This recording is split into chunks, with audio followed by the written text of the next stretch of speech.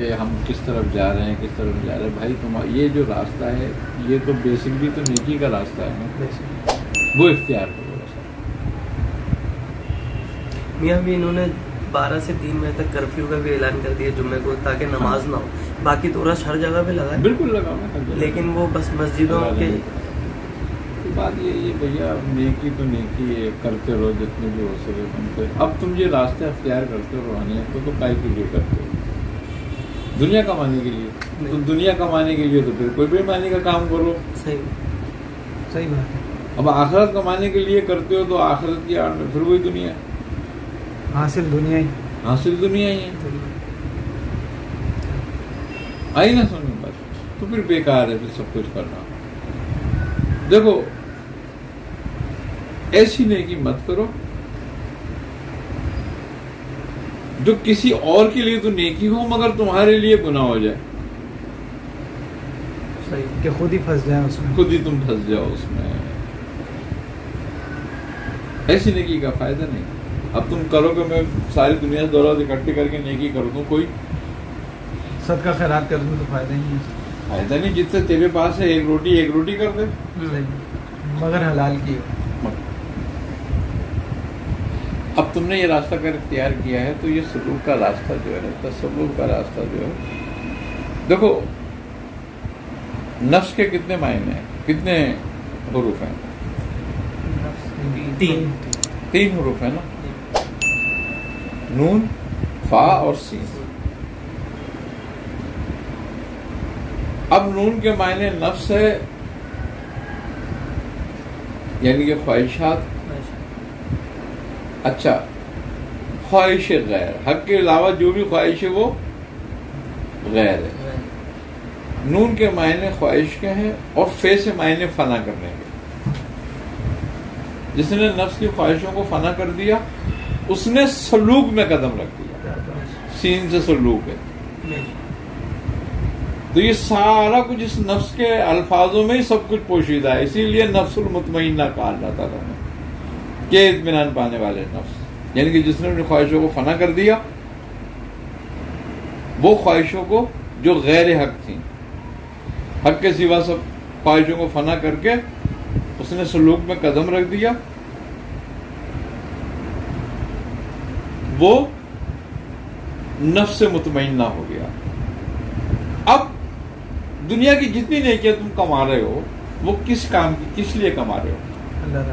اللہ راضی ہو. تو اللہ تیری اس نیکی سے راضی ہوگا جو تو اپنے نفس کے لیے کرے گا، اس کو ختم، اس کی خواہشوں کو ختم کرنے کے لیے کرے گا، اس کو فنا کرنے کے لیے کرے گا. اللہ اس نیکی سے راضی ہوگا جو اپنے لیے نہ ہو.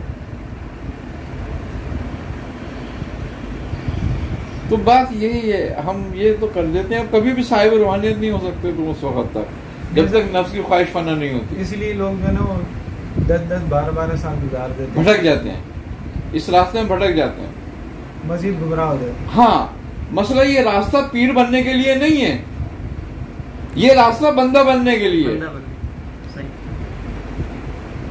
یہ راستہ مخدوم بننے کا نہیں ہے، یہ راستہ خادم بننے کا ہے.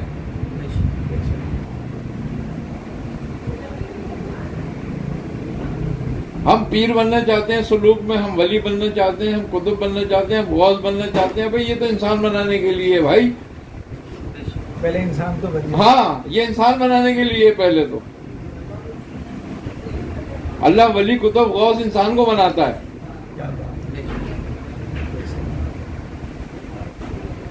انسانی کے لیے تو کہہ رہا ہے کہ لقد خلقنا الانسان فی احسن تقویم، یہ میری بہترین تخلیق ہے. تو انسان شکل صورت سے نہیں ہے، وضع قطع سے نہیں بنتا، اپنے عمل سے بنتا ہے، اعمال سے بنتا ہے. کیونکہ اعمال کے لیے تو کہہ رہا ثم رددناہ اسفل سافلین، اعمال سے بنتا ہے. تو آدمی اپنے اعمالوں کو درست کرے، اپنے معاملات کو درست کرے.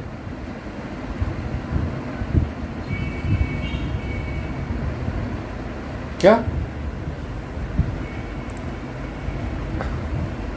میری وہ کسی نے کہا ہے نا کہ میری خواہشیں بھی عجیب ہیں، توبہ توبہ، میری خواہشیں بھی عجیب ہیں. توبہ توبہ، سب کچھ خدا سے مانگ لیا خدا کو چھوڑ کر.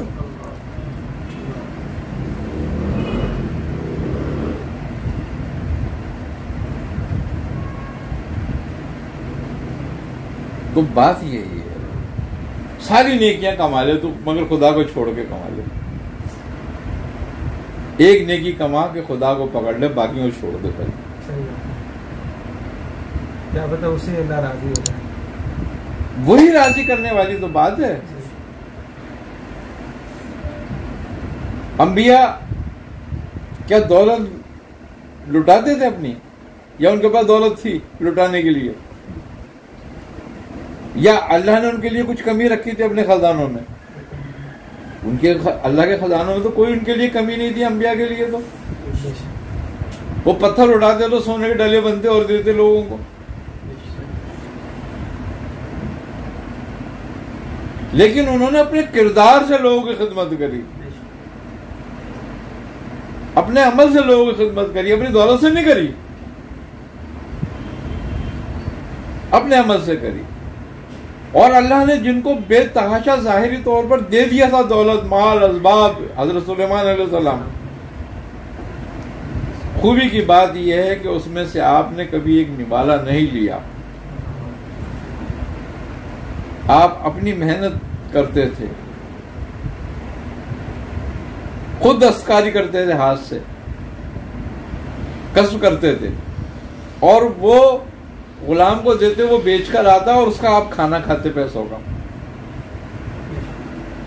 اور کبھی وہ بکتی تو پیسوں کو اناج لا کے کھانا پک جاتا، اور جب وہ نہیں بکتی تو آپ فاقے سے رہتے. پھر اس دن لنگر کا کھانا نہیں کھاتے تھے، ہزاروں لوگوں کو کھانا پکنا ہوتا تھا. آپ ایک دانہ نہیں لیتے تھے اس میں سے. تو یہ کردار انبیاء کا کردار، اہل سلوک کا کردار انبیاء کے ذل ہوتا ہے، ان کے نقش قدم پر ہوتا ہے، ان کے قدم پر ہوتا ہے. تب جا کے اللہ ان کو قبول کرتا ہے اور اپنا ولی بناتا ہے.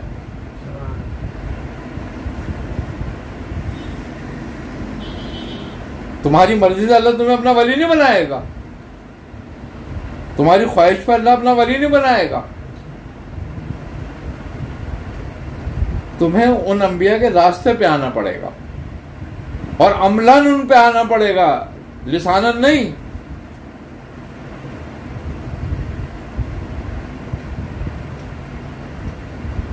اور ان کے طریقوں کو اپنانا پڑے گا، جب جا کر تم کامیاب ہوگے.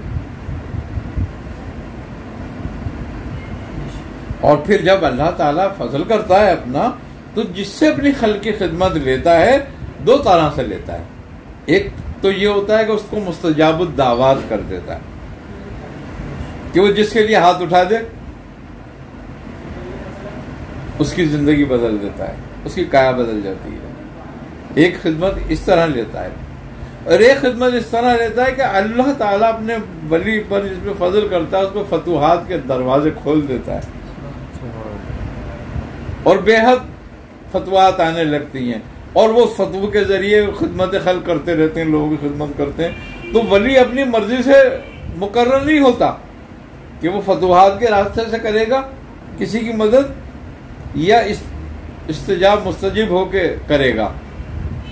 یہ فیصلہ اس کے رب کا ہوتا ہے، اس کا نہیں ہوتا. اب میں اپنی مرضی سے ہی کھڑا ہو کے اپنا سب کچھ کرنے لگوں، ایسا نہیں ہوگا کبھی بھی. پھر فساد میں مبتلا ہوگا.